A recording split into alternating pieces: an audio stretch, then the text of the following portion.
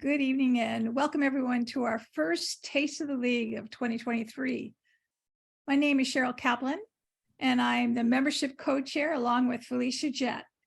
And I'm very pleased to be one of your hosts for this meeting. Our meeting is being recorded and can be found on our website for the League of Women Voters Manatee County and on YouTube. And this reporting is private property of the League of Women Voters. Tonight, our focus is our government action team. Have you ever wondered how you can have your voice heard when it comes to local and state government? Ginger McCallum, our keynote speaker and chair of our government action team, will share with you just how important and how easy it is to make this happen. If you have any questions tonight, I'd appreciate you putting them in the chat. And right after our toast tonight, we'll go ahead and we'll have Alice lead us in a toast, and then we'll ask you to mute yourself. And then as a question comes up, if we need to speak to you, we'll do so. Thank you. To get our meeting started, here's Alice. Thank you, Alice. Okay. Make sure you have your drinks handy and you can unmute yourself if you've been muted. And for the toast, and today's toast is going to be to sunshine. So I'll tell you when we're ready to toast. The Florida Sunshine Law requires government to maintain transparency and disclose their activities to the public. There are important reasons to have this transparency and to have an informed public. The primary reason is to prevent fraud, errors, to make sure that there's not corruption, that there's not inequality, and to maintain high ethical standards.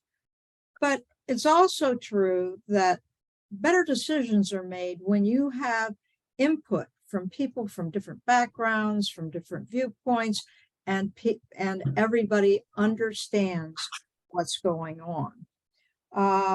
So our government action team is a sunshine machine. They publish, they monitor the county commission meetings, and they publish. This also goes to the Bradenton Times, and they publish. So I want you to raise your glasses and toast to sunshine. Sunshine. Sunshine. Thank you very much, Alice. Ginger McCallum moved to Florida in 2014 after growing up in Michigan and spending her career years in Maryland working as a human resource professional. Ginger has used the League's voter guide since she started voting and joined the League of Women Voters in Manatee County in 2020 to get directly involved with voter education and community issues. Ginger currently chairs the government action team of the League here in Manatee County and volunteers as a patient escort for Planned Parenthood of Southwest and Central Florida, and with Moms Demand Action for Gun Sense in America. She and her husband reside in Bradenton and love the weather here. Here's Ginger. Thank you, Ginger. Thank you, Cheryl. I should have said we love the sunshine here. But we're going to start tonight, before I say a few words, by watching a short 3-minute video. I got here just in time. Do you want me to do it, Felicia? Oh, you're doing it. I got it. Okay.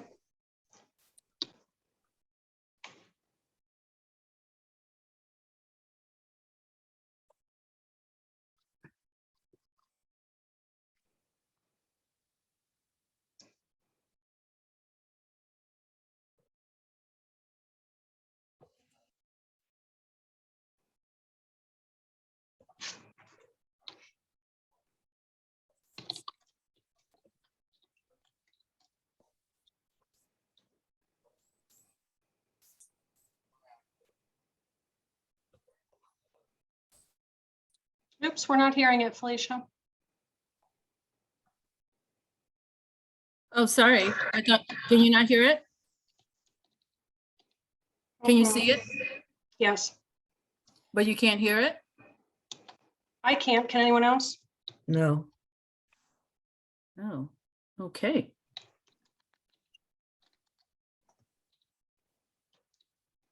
Try this.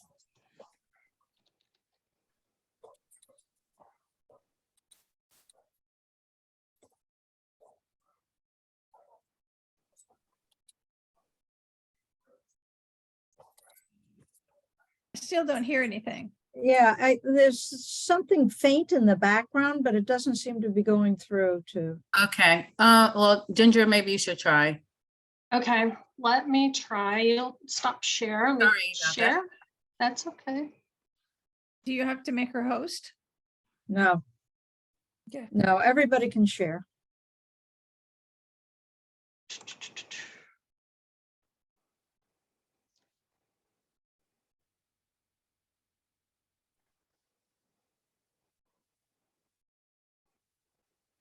Is that good? I don't hear anything. I don't hear anything. Okay, let me try something else real quick, and then if not, we'll just bag it.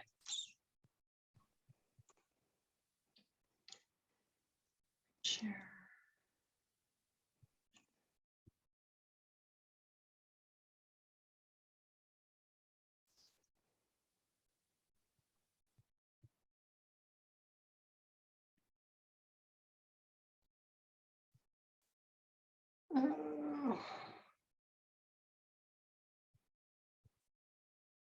All right, I'm trying to do it as a video and it's not letting me do that.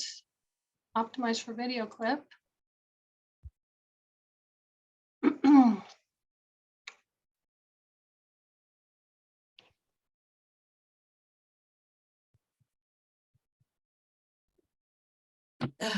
It's still not.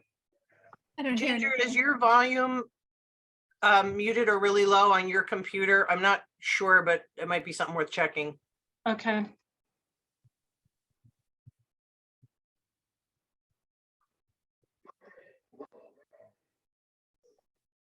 Yeah, I'd say.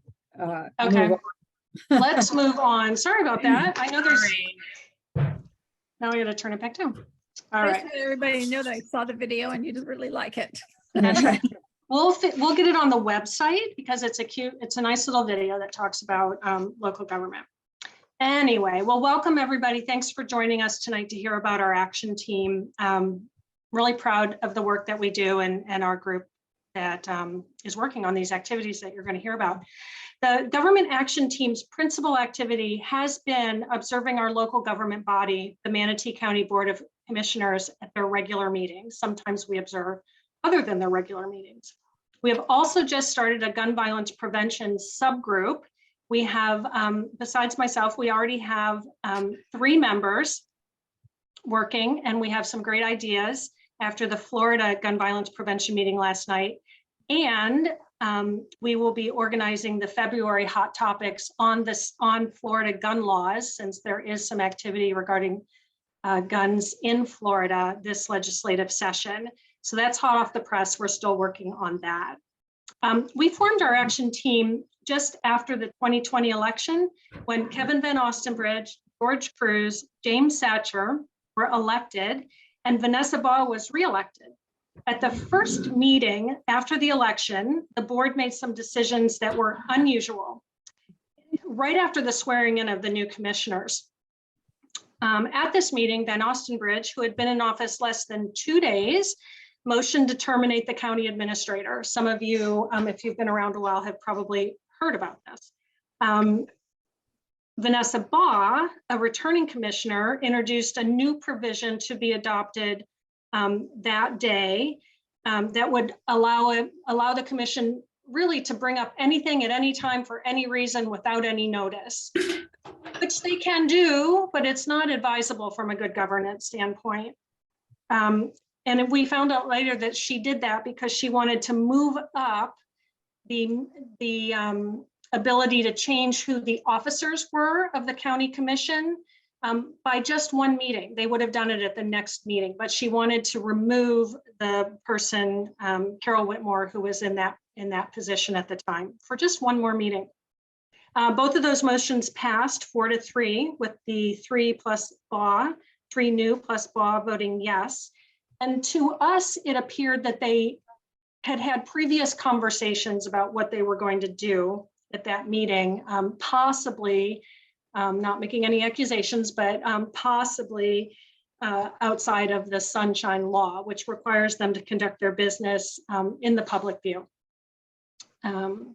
So governance issues that we've noticed besides those things in the past 2 years have kind of routinely included agendas being posted less than 1 week before the meetings, which does not allow stakeholders, the public, interested parties, and the commissioners themselves to review and consider the information before taking a vote on it. Items are introduced at a meeting and voted on at that meeting, which the same does not allow interested parties to be aware of what they want to do, why they want to do it, and for the commissioners have time to really consider whether it's something they want to do or should do. They nitpick each other from the dais endlessly.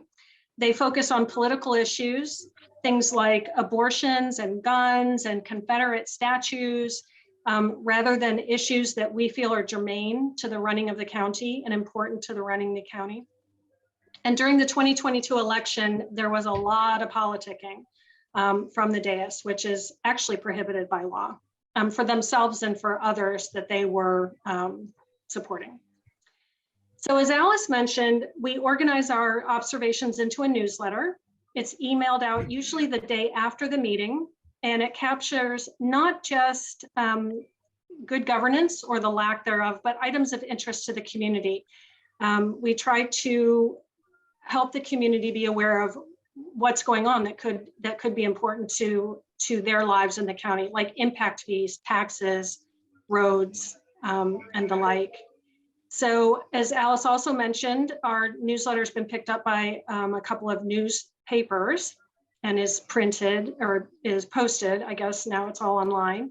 And we also have a distribution list of about 2,000 people, including the county commissioners, who read our newsletter. And with that, I'm going to turn it over to Felicia for our first interactive poll. Okay, hopefully we can launch this. The first poll question. Can everyone see it? No. No? I can. You can? Yes. Yeah. I'm not voting. Oh, Alice, you can't see it because you're a Host. Yeah. Okay, so the first poll question is, how many commissioners do we have in Manatee County? And you have 4 choices, 5, 6, 7, or 8.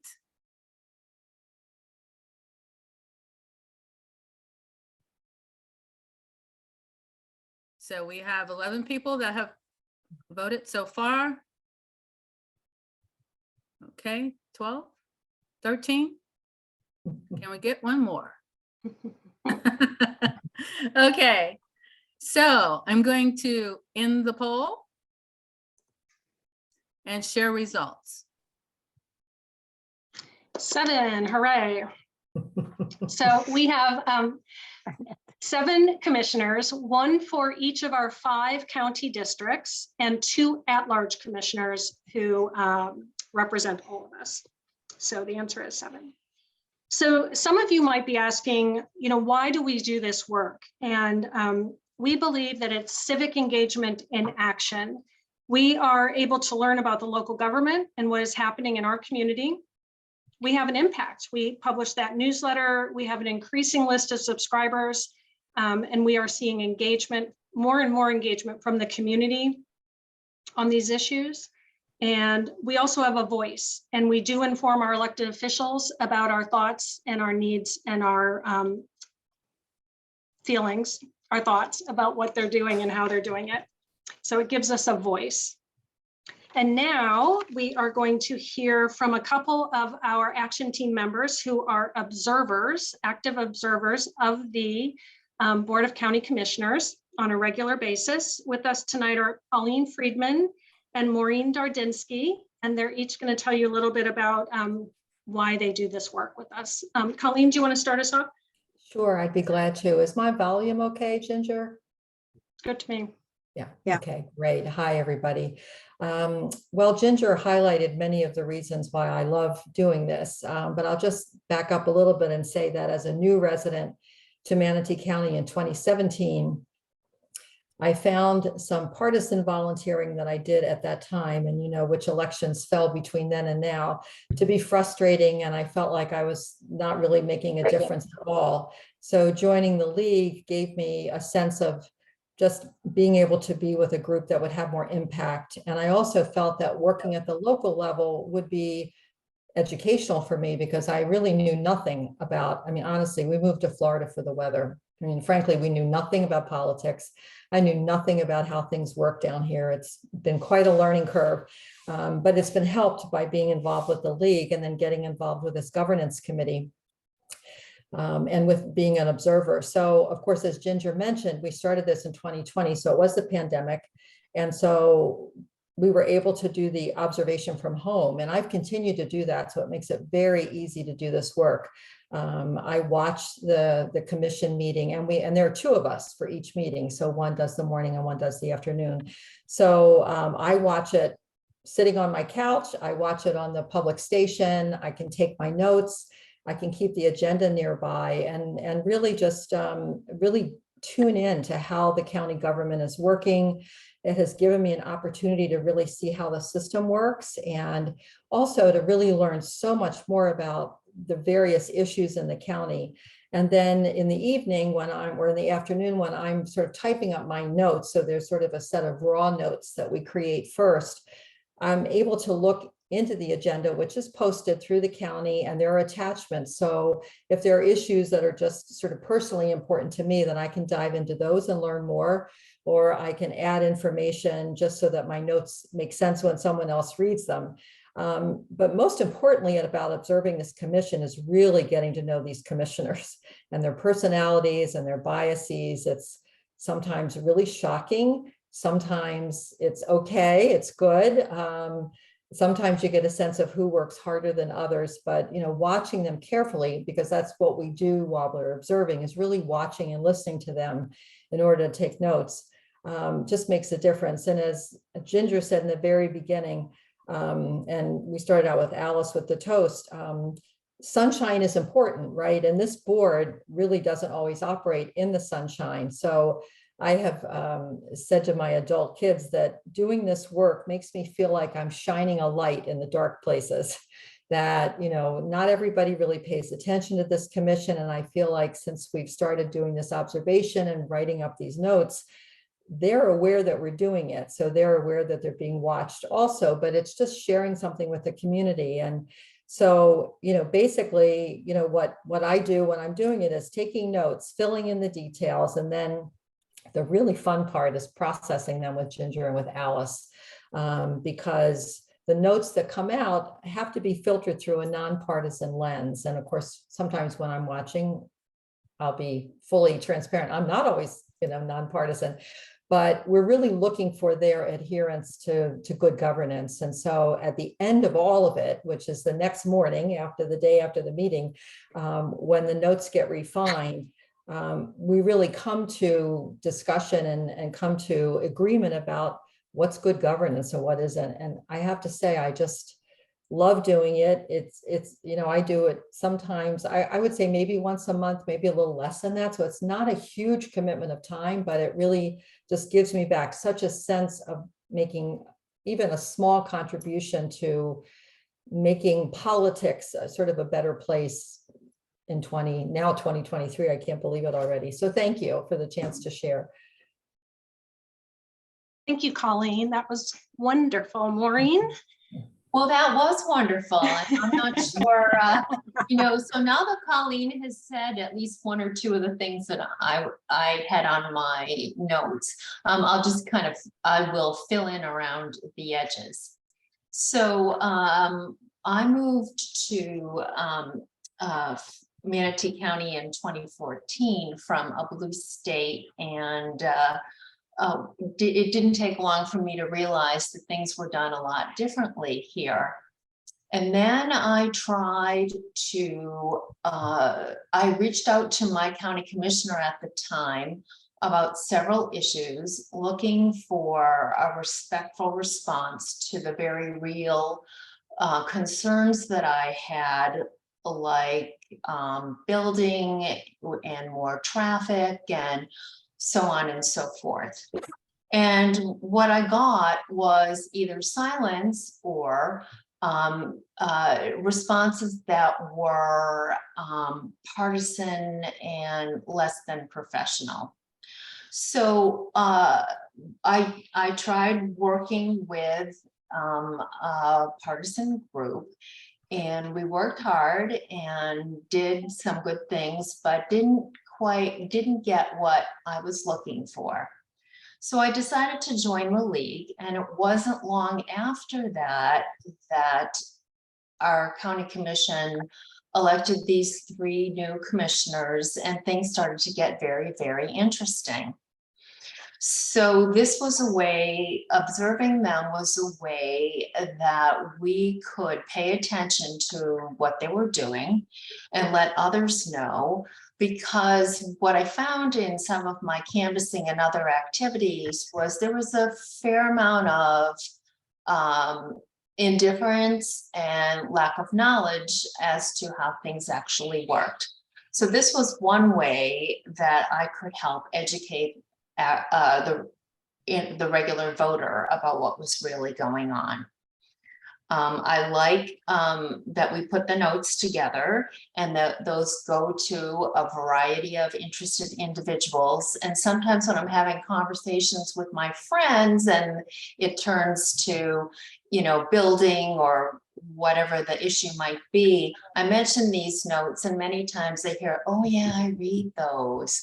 So that makes me feel like we're doing something quite well. I also like working with a group of people as team. It's been really fun and interesting to have people come together with their different perspectives and see the way they approach the commissioners and how they look at what they do and say. And then we publish the notes, and so we are able to talk that through. Sometimes we approach it from different angles, but at the end we're able to produce a document and agree on that.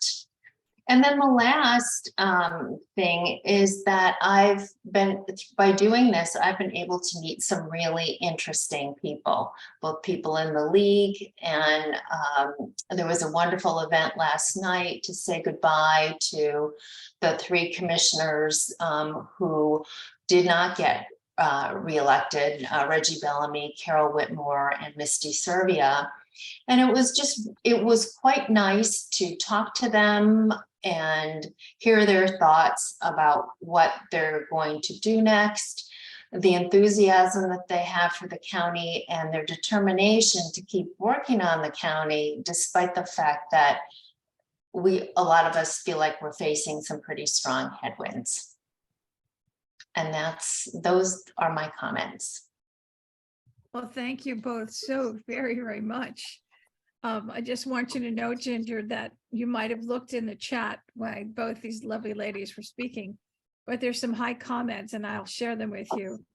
First of all, thank you, Colleen from Robin Davis. I really appreciate everyone who observes, for those of us who can't stomach it. Their time. Yay, Robin. I'm one of those that has. I actually watched the other day and my blood pressure was so high, I had to stop. Oh, yeah. Like, ladies, I cannot tell you how much I appreciate, and I've told Ginger this, those recaps for me are so valuable because I get so angry and I'm like trying to work and listen and I get so angry, I get distracted and I ended up firing off an email and not working because I was so mad. So I really, truly, like, I don't think you guys can understand how valuable those recaps are to a lot of us. So thank you so much. Yeah, that's exactly. And my blood pressure thanks you, because it's already kind of high without them.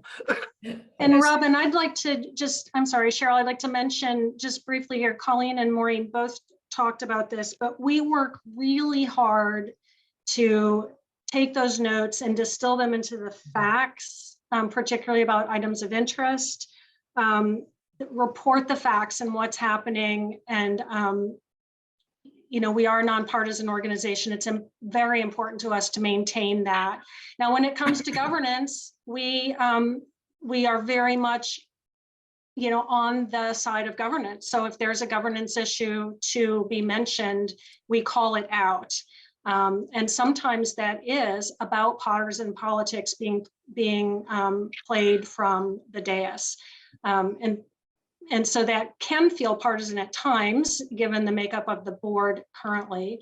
But I just want to make that distinction because for us, governance in the sunshine is the reason we got into this and then decided to report on the items of interest because it is helping the community learn more about the workings of our commission. And Allison. I'd like to add one more thing too. It is that I go to a number of things where there's quite a broad, but like we've been to chamber events, we've been to other events, and there's a broad cross section of people all the way from progressive to Tea Party and extreme Tea Party, extreme even in the Tea Party. And every one of them says they love reading those. So you would think that maybe they'd say, geez, it's just a bunch of liberal propaganda or something like that. But, we had a guy that said that was, I guess, sitting near us at one of these pancakes and politics or something. And I love what you do. I love what you do. And then when they had people get up and talk to the state legislator, he immediately wanted, when are we going to get constitutional carry? So it was definitely, so thank you.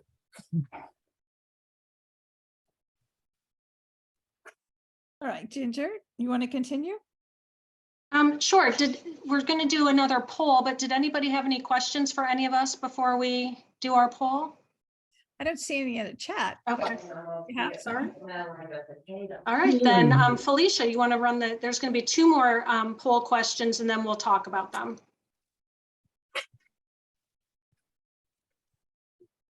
We're going to go with our second poll, which is about the type of government that we have. So the question is, do we have a charter or constitutional form of government? In Florida? In Manatee County. Manatee County. Charter. Whoops. No cheating. And Okay, we have, 12. We'll give one more second. 14, 15. Okay. We're going to end the poll and share the results. Looks like about 50-50 here.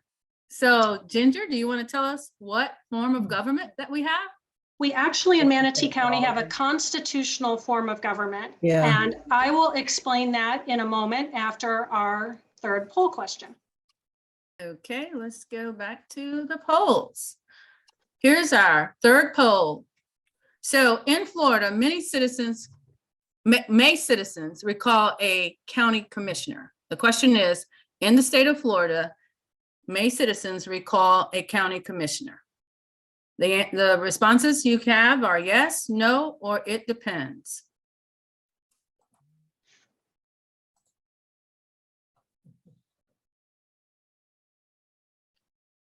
Okay, one more second. We're going to end the poll. Looks like we're pretty split on this one too. And the answer is, it depends. Always pick the one that gives you some room to wiggle, right? So the answer is, it depends. So in 1968, the electors of Florida granted voters the power to adopt charters to govern their counties. Charters are formal written documents that confer or that outline the powers, duties, and privileges on the county. They resemble a state or federal constitution, and they must be approved by the voters of a county. So a charter is a document that spells out the powers, duties, and structures of government and the rights of citizens in that county entity. As I mentioned a minute ago, it's often compared with constitution at the local level. The way public officials are elected, the form of government, and the role citizen plays in that local government are all spelled out, including whether citizens can recall elected officials. Absent a charter, and there are 20 charter counties in Florida out of a total of 67. So absent a charter, a constitutional form of county government exists, and that's what we have in Manatee County. That means that the county is authorized under the Florida Constitution by the state of Florida. Commissioners may not be recalled if a county is organized under the constitutional form. Only the governor may remove a sitting commissioner. A recall would occur through the election process. So if you don't like a commissioner, vote for their opposition in the next election. Does that make sense? Okay. So outcomes. I wanted to share some of the outcomes that we feel we've achieved in the last 2 years of observing our county commission and with our government action team.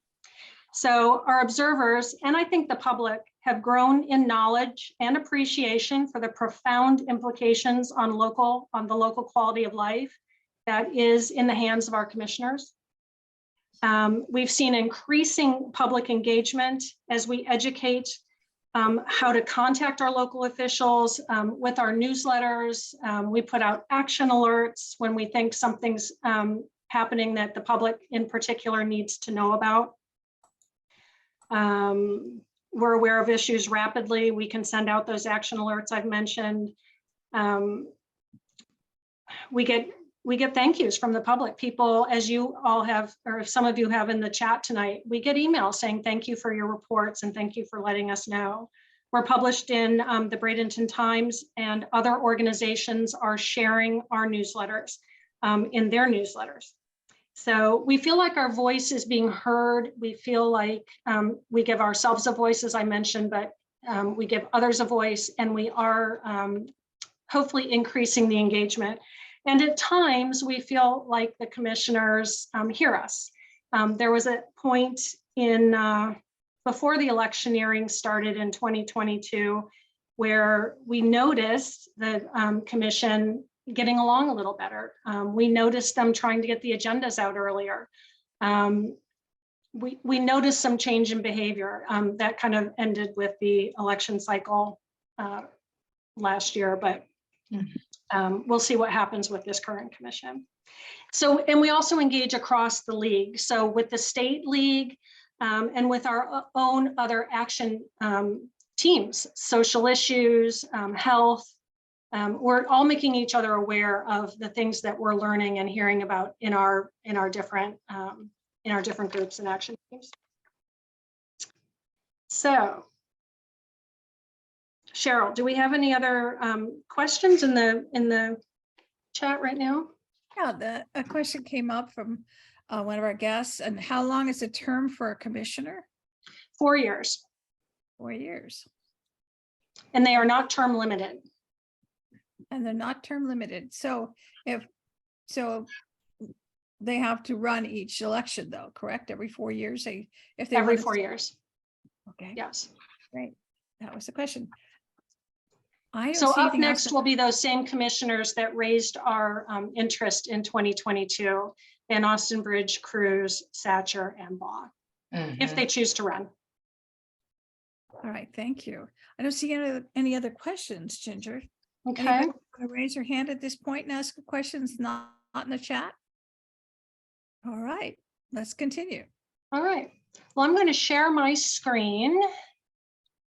And let's see if I can do this correctly this time. And I'm sharing the Manatee County webpage. Can everybody see that? Let me move my little face bar down. Okay. Yes. So if you are interested in Manatee County government, you would go to mymanatee.org That's the county website. And you would click on government. And my very slow computer. And then a whole bunch of different things comes up. There's a whole bunch of links for the boards and commissions, county information, departments, getting involved. I invite everybody to go on the county website if you haven't before and check out the whole thing, not just the government tab, but this is where I go. I go government, I hover over government, and then this little pop box up, and then we get Board of County Commissioners, meetings and agendas, or watch meetings live. This is where most of us observe our meetings online here live. But I click on, I most often click on BCC meetings and agendas because I'm looking up their agendas and their meetings. And I'm going to click here in just a moment, but you can see a calendar of all their meetings here. View list. There's a county calendar here. I'm not going to click on all of them because my computer is a little long in the tooth. It's getting a little old and sometimes it takes a while. But if you want to see the agendas of the meetings that are coming up, you would click that. And there's an agenda listed for a land use meeting coming up next week. But the work session that's on the 17th, just 5 days away, does not yet have an agenda. So if we were doing a report on that meeting, which we're not, we would note that the agenda was posted less than a week in advance, which is poor governance because it doesn't give the stakeholders, the public and other interested parties, the time to see what they're going to be talking about and have input to that. So every citizen can give input on a meeting. I'm clicking on the meeting from Tuesday, and you can attend a meeting and you can fill out a form to give comment at the meeting on anything you'd like, and that is in the future agenda items time.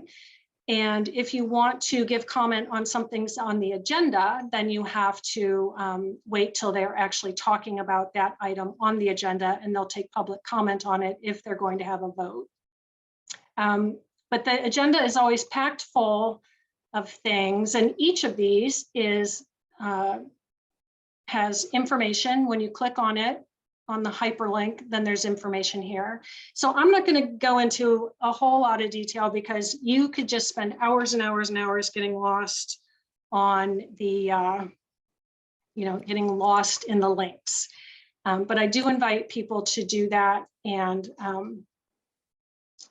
I would like to show you one more thing, and that is where you find the watch the previous meetings. And now I'm not going to see it. There's a YouTube link. Watch I saw watch past right at the bottom, watch past meetings. Thank you, Alice. So watch past meetings, and you click here and it takes you to a YouTube channel that the county has set up, and you can click on the link for a meeting. I'm not seeing the current ones, but And you can subscribe to that, and you can subscribe to the League of Women Voters of Manatee County's YouTube. yes, absolutely, absolutely. So I'm going to stop the share there. And again, invite you to check that out and to see what you can find. So to kind of summarize, do we have questions, Cheryl? Should I ask, or I see in the chat? I'm a little early. Let's see, one new message. What is the current situation with BOW? Is the site current and updated? Could you clarify about the constitutional form of government? Okay. So Susan, is your question about Commissioner Baugh about the ethics complaint? Yes. Okay.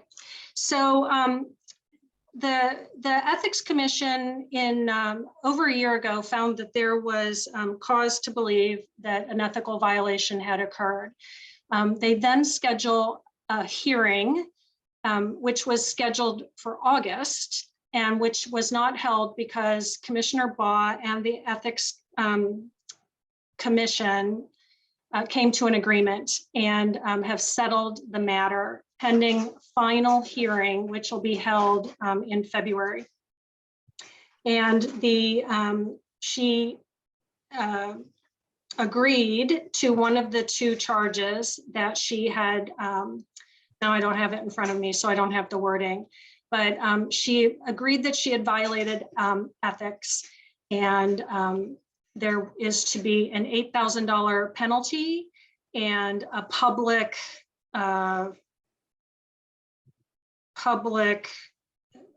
the words that are coming to my mind are not the appropriate words, a public acknowledgement and of the matter. So that's what we're waiting for, the final hearing. Citizens are allowed to comment on the settlement, and those comments I think were due today, sometime soon. I was actually a person who filed one of the 18 individual complaints regarding the vaccination clinic, and I did file a letter about my thoughts about the settlement agreement. So that's where that stands. We're just waiting for the final hearing on that. Misty, did you have a question? And then I'll answer the other questions. Ginger, thank you. I just wanted to add to that the final hearing will be January 27th. Orders are accepted through tomorrow. And so anyone who would like to write a letter to the Ethics Commission, I can give you the contact information and the email. I would encourage you to do so, because they will decide whether the settlement agreement is good enough and fair, or whether she should be charged and have some other consequence. Great, thank you. Thank you. Misty, And I can did you put that in the chat for anybody that wants to take it, and then I'll have it available if somebody asks later. Yeah. And I would also like to thank Misty, because one of the things I'm going over when we go is the government committee also runs a how to run for local office, and Misty was in our last year's program, and it was wonderful. Thank you. That was wonderful. Yeah. Susan, you asked, is the site current and updated? Is that the Manatee County, My Manatee? Yes. Usually. And if you mean the agendas and that site, it depends on if they publish their, that particular piece. It depends on if they publish their agenda timely. So they do publish their agendas there, and that's where we find the information. But sometimes it's not there when it should be, and often the regular meeting agendas are updated at the last minute, almost always on the Monday night before the Tuesday meetings. And this past meeting, they were updated on the Friday afternoon or evening, and then again on the Monday evening. Now, So the videos come up quickly. So the videos YouTube come up quickly. really quickly. Yeah. Yeah. So if you're not able to watch it live, you can have access to it very, very quickly. And what clarifications would you like about constitutional? I'll do my best. I'm not an expert. I guess I didn't understand what you said. I've never heard of this.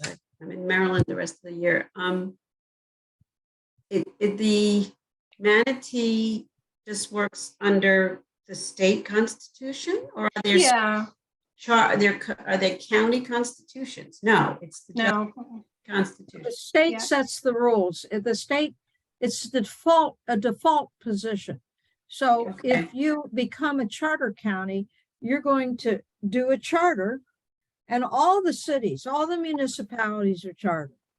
They set up their own rules, they set up their own thing, and they can choose things like recall, citizens initiatives, things like that, that's not available to the constitutional form. The constitutional one is, or the state one is, they set the rules for a county that has not decided to go their own way. there is been a lot of preemption. So a lot of the stuff that was an incentive in the past to become a charter county has gone because the states has decided you can't do this, you can't do that, even if you're chartered. But there's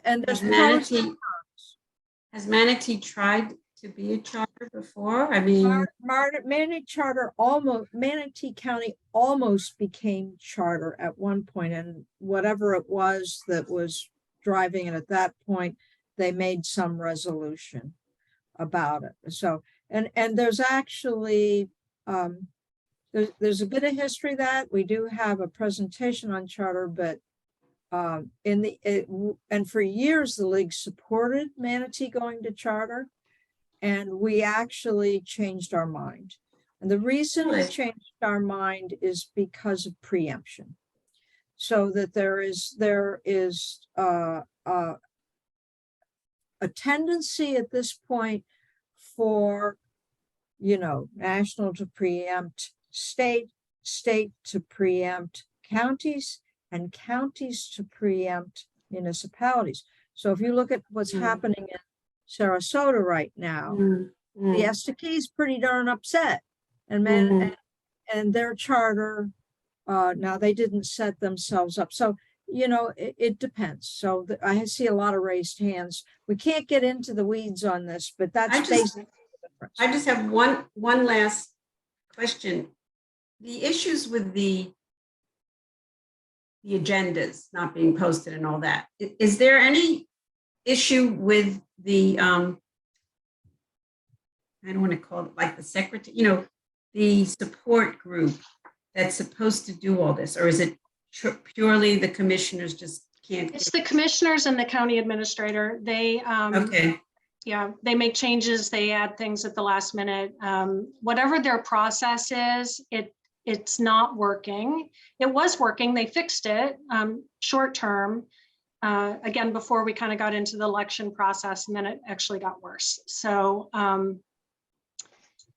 It's not the support, it's not the secretary not doing it, it's them. They could agree to publish their agenda, 7 days, 10 days, what they could agree to publish their agenda on a set schedule and not consider items to be added late or to be added at the meeting. They could say that. They've talked about it. They had a number of discussions at regular meetings and at work sessions in 21 and early 22 about that. And then it's not happening. So There's a question here about how often does the commission meet? The commission meets a lot. Typically, they meet at least once a month for a regular meeting, more often twice a month, typically twice a month for planning and or land use. And then they have a number of work sessions. And they've got quite a few of those going on since there was an election and there's new commissioners. Go to mymanatee.gov, click on meetings and agendas, and then on that list of BCC meetings, and that'll give you the full list.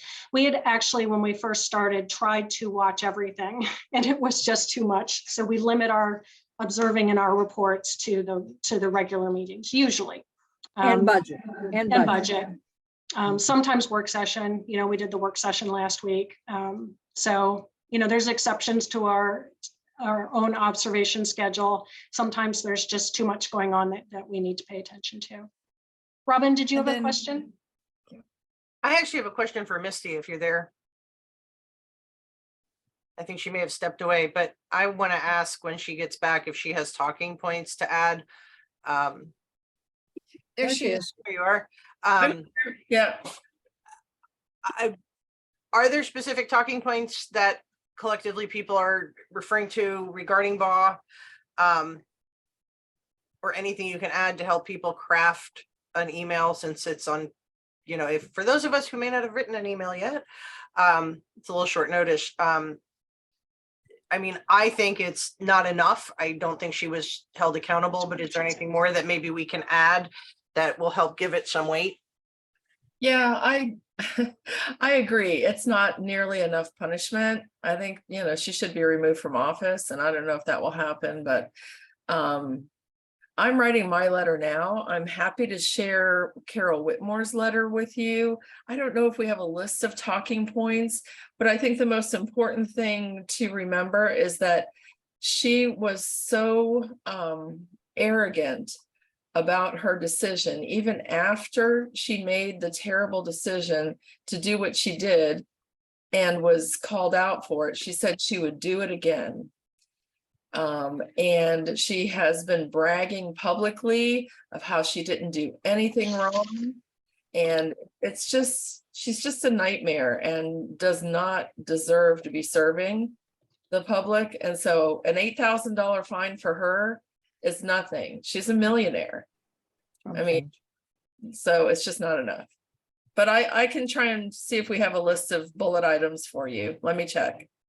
It's important to, to express your own feelings about it, and if you're outraged, or as Misty said, don't feel that the punishment is appropriate. And I would say read the article from, I think it was in November or December, published in the East County Observer about the situation and her comments. And if that doesn't get your blood up, Robin, nothing will. Okay. Oh, I'm following it. I think just to clarify, my point is for people who are like, oh, I got to write a letter like tonight or tomorrow morning. Yeah. Sometimes it's helpful just to have a little guidance, because trust me, that I followed that whole thing and I was furious. As an immune compromised patient, I was livid. Yeah. I couldn't leave my house and she was pulling that stunt. I think what I was trying to narrow down is the best points to focus on to have the most impact, I think is what I want to say. I wasn't really clear. I'm sorry. We need to move on. I am. I'm gonna take one more minute, Alice, and do my wrap up so I can get my plea in, and then it's all yours. So join our action team and be an observer of the commissioners. We would love to have you. If you're wanting more information about it, you can email me or call me. I'll put my information in the chat. And it's great fun, as Colleen and Maureen have said. And also, if you are interested in being part of our gun violence prevention subgroup, you can join Holly Kennedy's on tonight, and I, along with 2 other members in that endeavor. We'd love to have you. We meet the second Monday of the month at 5 o'clock via Zoom. So I hope to see you all there. We advertise it, through the league newsletters. Thank you. Thank you for everybody for coming. All right, Alice. Okay. All right. So I'm going to do first a little bit of what are some of the things coming up, and then I'm going to do a little bit of some of our needs, because we really do need, as Ginger said, more people to do observing, but there's a number of other things where you can participate. So I'm going to do a screen share here to our website. So let me see, I'm on the wrong one, but let me get over to our website. So let me just get to, we have on January 18th, Sarah Steinling is just brilliant. And of course, education has become a big thing in Florida, and control of education. So if we look at, she's got 3 books she's written. She's a doctorate, American Education and the Responsibility of Its Citizens, Teaching for Dissent, Citizenship, Education, and Political Activism, and Learning to Hope, Reviving Democracy Through Our School and Civil Society. So this is going to be sponsored by our Education Action Team, and it's going to be much less formal. There'll be talk back and forth. These are, and then if we go to the next one, we have the Natural Resource Team is having a speaker on the right to clean and healthy waters.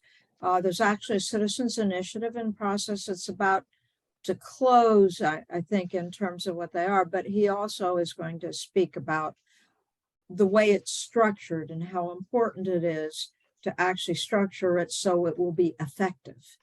So that's on the 19th in the evening. This is our website, and you can turn to it on your own and go leafing through this stuff. Down here, we've got those notes that we were talking about, so you're going to see those all the time. Down here, you can sign up to get our emails, and up here, you can sign up to be a member. So let's go back. We have running for local office. This is a program on Saturday, the 21st. It's a half-day program. It starts at 9 in the morning, and it actually starts at 8:30 for people that want to get on early and discuss. It closes at 12:15, but you're going to have the assistant supervisor of elections give you all the stuff that is required by the law, by the county commission. What are common mistakes? You're going to have an excellent strategist talk about all the things you should consider and need to know when you're running, in terms of not only reaching out with publicity, those types of things, but also, how do I organize my office? How do I get out and reach public? That type of stuff. And we have a panel. So we have a panel we will start off with questions, and in every one of these you ask questions too. Our panel is going to be a county commissioner, a mayor, a councilman, the municipality, and a school board member. So that's that. It doesn't matter if you're running, it's educational. Share it with your friends and encourage people. Last time we had 2 people decide to run that came to this program. This is here because Maud Wood Park was our first president of the League of Women Voters. So it's her birthday. Then on February 2nd at noon, we are going to have Sharon Bartlett, that is on the state board. She's also vice president of the Sarasota League, and she is going to discuss the League of Women Voters legislative priorities. That's for the state legislature. And this will be both us and the Sarasota League on the Zoom call. And so you'll be able to be more interactive. You'll be able, and it's not just restricted to members. And our hot topics for February is going to be gun laws in Florida. So what are the Florida gun laws? Those are basically what rule. So that we're going, our speaker is going to talk about not only what are the laws, but what are these terms that are being thrown out? What does that mean to be a sanctuary county for guns? What does it mean to be constitutional carry? So she's going to go over those things too. And then she'll talk about where the state legislature is now. What things are they likely to bring up and likely to pass, and what are those implications? So these are all great things that are coming up. And you might say to yourself, well, why should I join the league, or why should I renew my membership? I can go to all of those great things and not pay a cent.